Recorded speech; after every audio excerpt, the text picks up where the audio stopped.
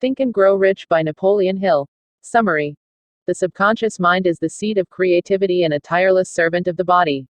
Normally, the subconscious is busy keeping us alive and fulfilling basic needs.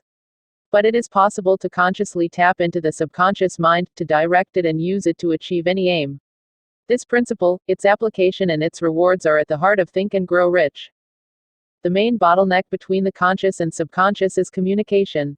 Conscious-subconscious communication is constant. But success lies in developing this dialogue actively in both directions. First, the conscious must use autosuggestion to engage the subconscious and direct it in a language it understands. Then, the conscious must learn to step back, listen and support the subconscious as it works. Engaging the subconscious.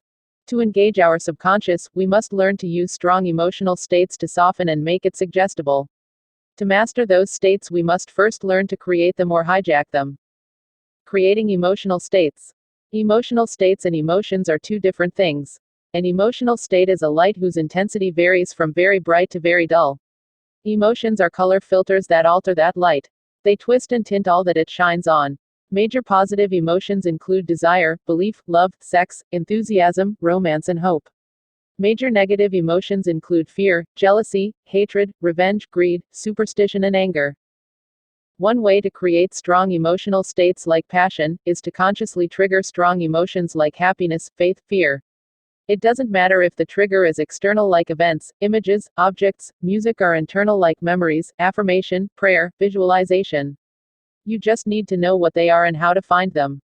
For example, to foster happiness, you might talk with a person you like. Read affirmations: I can do it. I can do it. I can do it. Until conviction, I can do it becomes emotion like belief. We can also create emotional states without emotional triggers. We do this by altering our physical state and letting the emotional state follow. Common physical triggers include meditation, fasting, fatigue, stress, alcohol, and drugs. The catch: such triggers can be harmful and their states rarely stay neutral for long. Without mastery, loss of control is common and can come at a catastrophic cost that is not always ours alone to pay. Hijacking emotional states. How can we master strong emotional states once they've arisen? The answer is in learning to hijack them through substitution and sublimation. The first way to hijack existing emotional states is substitution. In substitution, we maintain an emotional state's brightness while we alter its color at will. How? By focusing intently on triggers that elicit a different, desired response. For example, we can parry passionate anger with a focus on objects of love. Substitution is most effective when a new emotion subverts the source of an old one, like by smothering a cycle of hatred. It can otherwise verge on suppression, which is a draining and unsustainable coping strategy. The second way to hijack existing emotional states is sublimation. In sublimation, we maintain brightness and color but alter the focus of action. With practice, we can learn to channel any emotion, from sex and desire to anger, into any action, from work and athletics to art. Like substitution, sublimation requires mastery of focus. First, we must override an emotion's tendency to preserve and to focus on itself. Next, we must direct that energy externally. Finally, we must learn to refresh that energy by shifting repeatedly between trigger and target. Emotional mastery. Substitution and sublimation are especially effective together. An emotion's nature subtly yet fundamentally alters the nature of perception and action. That's why negative emotions, though powerful, tend to have negative effects on ourselves and the world around us. The most effective short-term approach to negative emotions is to substitute then sublimate. Doing so lets us consistently channel positive emotions into constructive outcomes. Mastering creation, substitution, and sublimation is the essence of emotional mastery. And emotional mastery is critical because it allows us to soften the subconscious and make it suggestible at will. Why is that important? Because with the subconscious softened and suggestible, it's time to deliver a message. Directing the subconscious. We use visualization to talk to the subconscious in a language it understands: sensation. Visualization means imagining events and outcomes so realistically that we can feel them. Think hallucinations, mirages, and lucid dreaming. That's the realism we're aiming for. Though visualization is a common technique in meditation and performance psychology, most of us are surprisingly bad at it. The good news is we can all improve quickly, with practice, practice, practice. An exercise in visualization. Go somewhere quiet, close your eyes, set a timer for 1 minute. Imagine a place you know well that is filled with fond memories. Don't push yourself too hard, let the space materialize and expand in your mind. As it does, explore it, walk around it, notice the objects in their places, look at the area from different places and angles. Was the exercise easy or difficult? Did you force the visualization or let it unfold on its own? What did you see? What did you feel? Perhaps that was tough. Perhaps all you got was a rough sensation. Perhaps 1 minute felt like a long time to stay focused. But practice this every day. I promise you your visualization will become clearer, richer and deeper. You'll begin filling in details, seeing colors and patterns, remembering textures and sensations. As your focus improves, you'll be able to maintain that visualization for longer and longer. Visualizing abstract concepts. The keys to visualization are clarity, detail, and repetition. But that's harder for abstract or imagined concepts like goals and objectives. One way to overcome this is to fix a clear description of those outcomes in writing.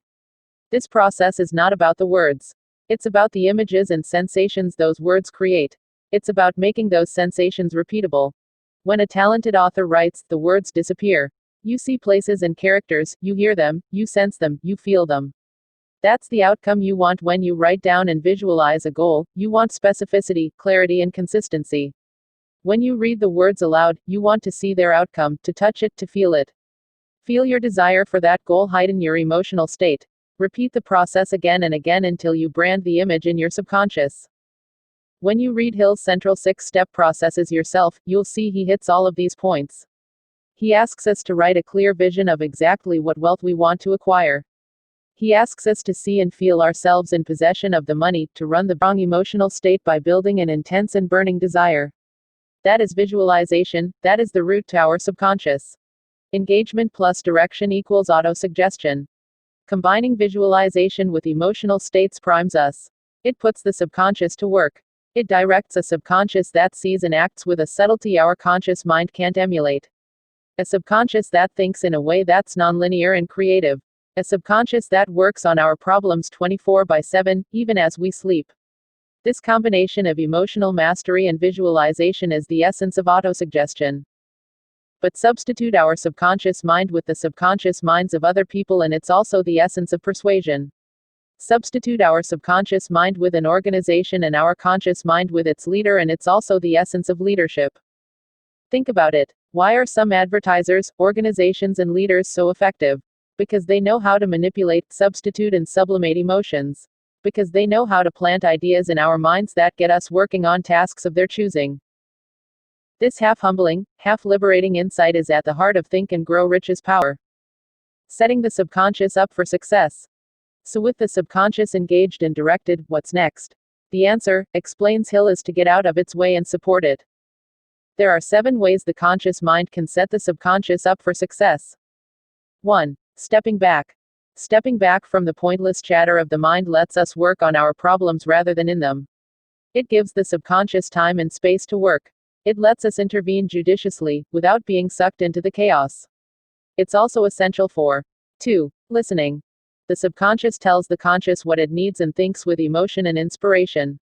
To understand what it's saying, we must listen. Oh, to listen to emotion, listen to your body. What is that tension, heaviness or lightness telling you? Now address it, don't suppress it. If your thoughts and emotions are in conflict, your emotions are usually right.